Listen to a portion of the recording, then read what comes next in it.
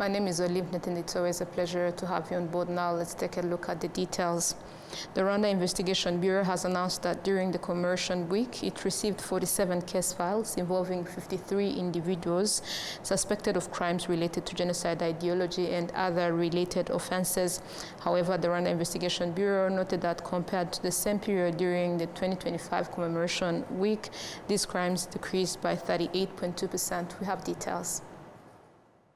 As the commemoration week ended on April 13th, activities marking the 32nd commemoration of the 1994 genocide against the Tutsi continue throughout the 100-day remembrance period.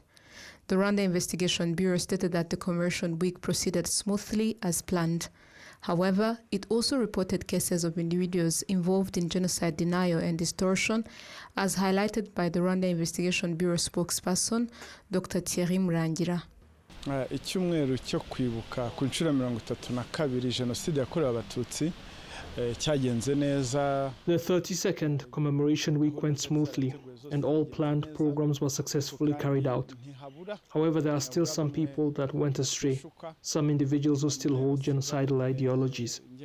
Some of them have been identified and are being investigated for committing crimes through speech. Overall, when evaluating genocide ideology and related crimes, there has been a 38.2% decrease compared to the 31st commemoration week last year.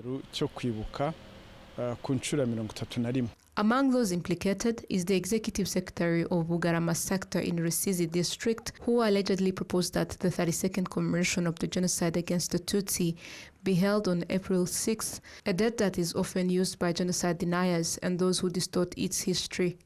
Genocide survivors also confirm that during the commemoration period, they sometimes encounter individuals whose actions cause emotional distress rather than comfort. It hurts us deeply. For example, speaking for myself, I survived alone, and when you hear someone say, "You got to remember," what do you remember? It really hurts.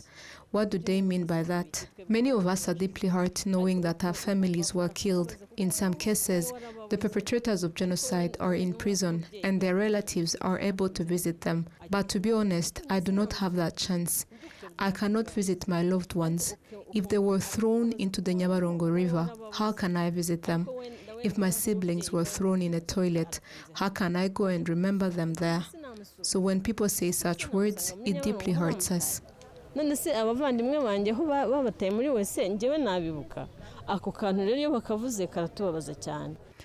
Rwanda Investigation Bureau spokesperson Dr. Thierry Murangira warned that anyone still engaging in genocide ideology and related crimes will face justice, emphasizing that the law is closely monitoring such offenses.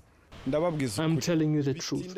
Whether near or far, justice will reach you, wherever you may be, even in different parts of the world. Justice will surely catch up with you. The Rwanda Investigation Bureau further reported that the Southern Province recorded the highest number of cases with 14 files, followed by the Eastern Province with 13, the Western Province with 10, Kigali City with 7, and the Northern Province with 3. The Rwanda Investigation Bureau noted that the majority of these offenses, about 90%, were committed through spoken words. Now at Kibeho in Nyaruguru district, a commemoration was held in honor of more than 30,000 Tutsi who were killed on April 14, 1994 during the genocide against the Tutsi. Survivors from the Kibeho recount the extreme brutality they endured, noting that many victims who had sought refuge in the church were burned alive by the perpetrators. Despite the horrors, they expressed deep gratitude to the Inkotanyi soldiers whose intervention brought the genocide to an end and made it possible for survivors to rebuild their lives. Despite the trauma they experienced, survivors have shown remarkable resilience. Honorable Christine Muhangaire, Vice President of Ibuka, who joined the residents of Kibeho for the commemoration, urged all Rwandans to reject genocide ideology and any actions that could lead the country backward. And the governor of the Southern Province, Alice Gaitesi, emphasized the importance of unity among Rwandans, calling particularly on young people to uphold and safeguard this value as a national responsibility. Now, residents of Gitega sector in Nyarugenge district have been urged to teach their children about the history of the genocide against the Tutsi and to actively combat genocide ideology. This message was delivered during the 32nd commemoration of the Tutsi who were killed during the genocide in Gitega sector. Gitega holds a significant and painful history. During the genocide against the Tutsi in 1994, Tutsi residents in the area attempted to defend themselves and resist the attacks for about 7 days. However, they were eventually overpowered and killed by Interahamwe militia supported by soldiers of the then government forces. Survivors in the sector also expressed their appreciation for the bravery of the Inkotanyi soldiers who liberated the country, as well as for the good governance that has enabled them to rebuild their lives and regain hope for the future. The Executive Secretary of Nyarugenge District, Alexis Ingagare, called on parents to instill Rwandan cultural values in their children, promote unity and uphold the spirit of Ndumunyarwanda. The Gitega Genocide Memorial Site is the final resting place for more than 5,000 victims of the genocide against the Tutsi, including residents of Gitega sector and others from neighboring areas. Now, Iwuka, the umbrella organization that advocates for survivors of the genocide against the Tutsi, is encouraging Rwandans to intensify efforts in writing and encouraging research on the genocide against the Tutsi so that its truth is widely known and preserved. One of the recently published work is L'Université Matrahi, a book that explores the genocide against the Tutsi within the University of Rwanda, an institution often regarded as a center of intellectualism. Its author, Numukoga Sumta, explains that she wrote the book not only to document the history of the genocide, but also to provide meaningful lessons for its readers. On page 113, the author dedicates part of the book to her brother Emmanuel Nyarwaya, who was killed during the genocide against the Tutsi, as a way of ensuring that his name, along with those of other victims, are never forgotten. The Kigali Public Library is among the institutions that house numerous publications on the history of the genocide against the Tutsi. To date, it holds slightly over 200 such books. However, many of these works were written by foreign authors and were published several years ago. Beyond books, research on the genocide against the Tutsi remains limited despite its critical importance. This concern has been highlighted by Professor Sezibera, one of the scholars who has conducted research on the genocide. Iwuka emphasizes that books and research publications on the genocide against the Tutsi serve a purpose far beyond being read. They play a vital role in preserving memory, educating future generations, and preventing the recurrence of such atrocities. Although a growing number of Rwandans have begun to write about the genocide, more effort is still needed, especially among the young people. Young people are particularly encouraged to engage with these works as the number of readers and buyers remains relatively low. Now, Rwandan young people affirm their readiness to channel their energy into nation-building efforts, distancing themselves from the destructive roles that some young people were manipulated into during the 1994 genocide against the Tutsi. We have details. Rwanda's history reveals how youth were once exploited to spread hate and engage in actions that devastated the country, ultimately leading to the genocide against the Tutsi in 1994. Today, young people emphasize that they clearly understand Rwanda's progressive vision and are determined to contribute positively to its development while standing firmly against any forces that may attempt to reverse the country's progress. We as young people should learn and understand that we are the strength of our country. This is especially true for those of us who have had the opportunity to grow up in a stable political environment after the liberation of the country, which the Inkotanyi achieved so well. They restored real life and stability, and I believe that at this time we should study with courage so that we can help build a Rwanda that anyone can aspire to live in.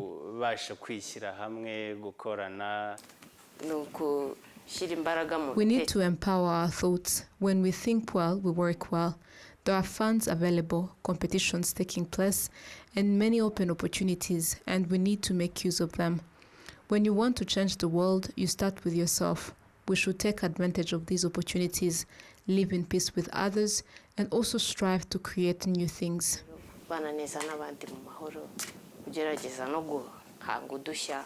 They also expressed appreciation for these opportunities provided by the government, including policies that have opened Rwanda to other Africans seeking employment and collaboration.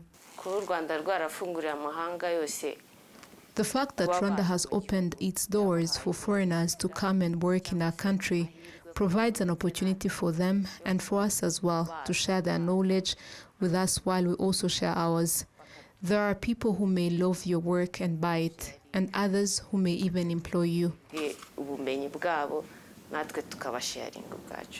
Minister of National Unity and Civic Engagement, Dr. Jean Damascene Bizimana, urges both local and diaspora youth to recognize their crucial role as they are the future of Rwanda. The truth about the current government of Rwanda is that it is a Rwanda for all of us. A Rwanda that works for the well-being of every Rwandan without following any category or ethnicity. We need to learn from history, especially the history of the genocide perpetrated against the Tutsi. The current leadership, with President Paul Kagame at the forefront, is bringing all Rwandans together and giving them the same rights so that anyone can enjoy their country without anyone being left behind. Rwanda is for all of us, and it needs every Rwandan, wherever they may be. It is not a must that every Rwandan should live in Rwanda. However, those who choose to live abroad should live there as Rwandans, not as refugees. Currently, youth constitute the majority of Rwanda's population, with more than 75% under the age of 35. This demographic reality places significant responsibility on them to actively participate in national development, particularly through innovation and the effective use of technology, sectors that the country has prioritized and which are now delivering greater productivity than traditional approaches.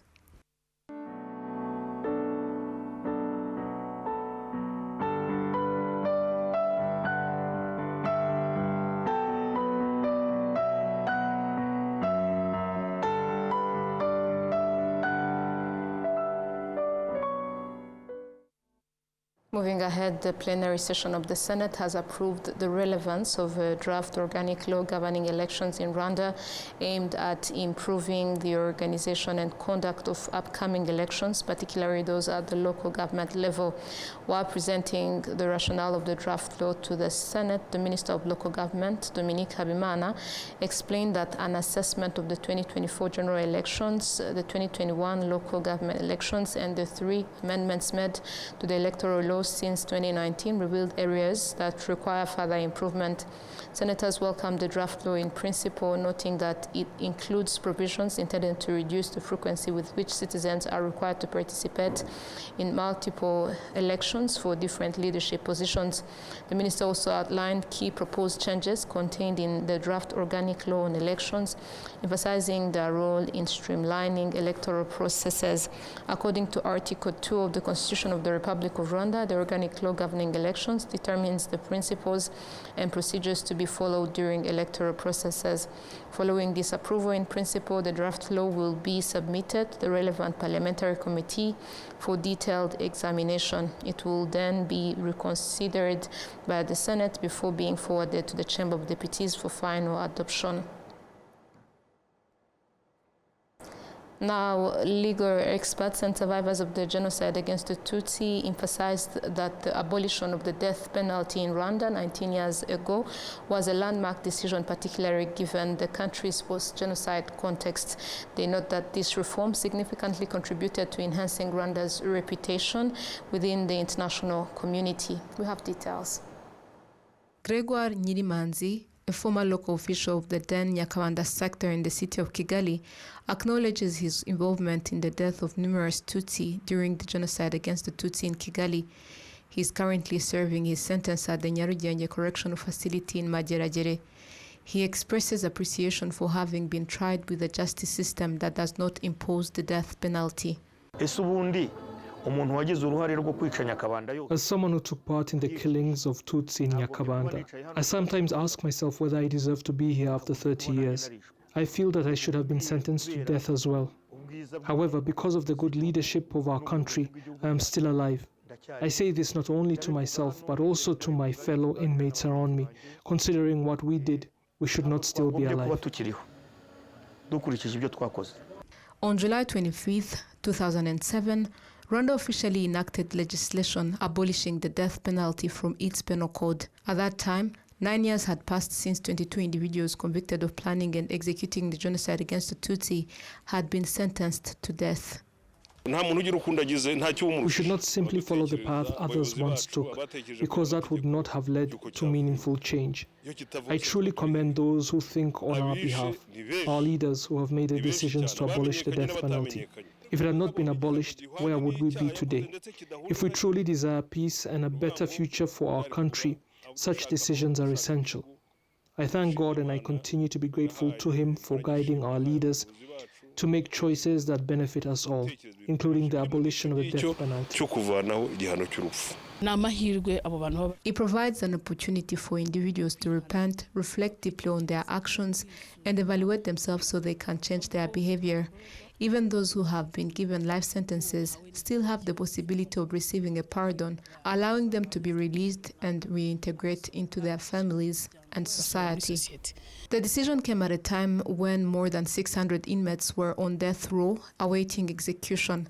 Legal expert and former Prosecutor General Jean Bosco Mutangana states that abolishing the death penalty was above all in the national interest. The abolition of the death sentence was primarily looking at the interests of the Rwandans within the justice sector, but also ensuring that those who committed the crimes of genocide against the Tutsi, those who committed war crimes, and those who committed crimes against humanity, we call them international crimes, had to be held to account, but without necessarily having higher sentences like a capital sentence.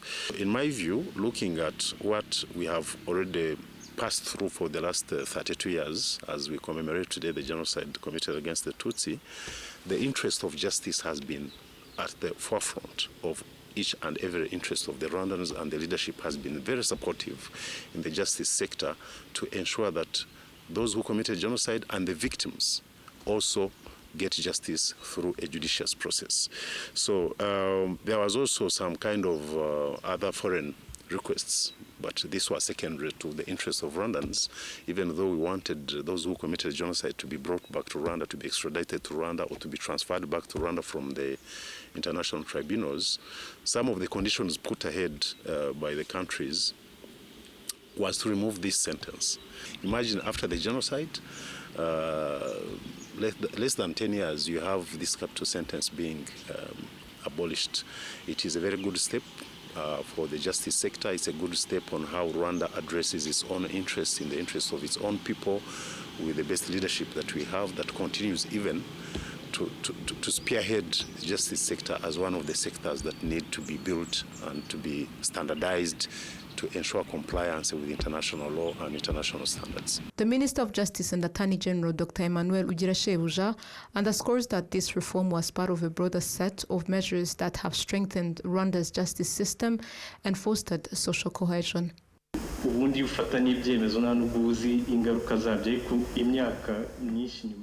decisions are made, their consequences are not always fully understood at the time. However, looking back after many years, we can see that those choices have shaped where we are today. In many ways, including unity and reconciliation, they have had a lasting impact.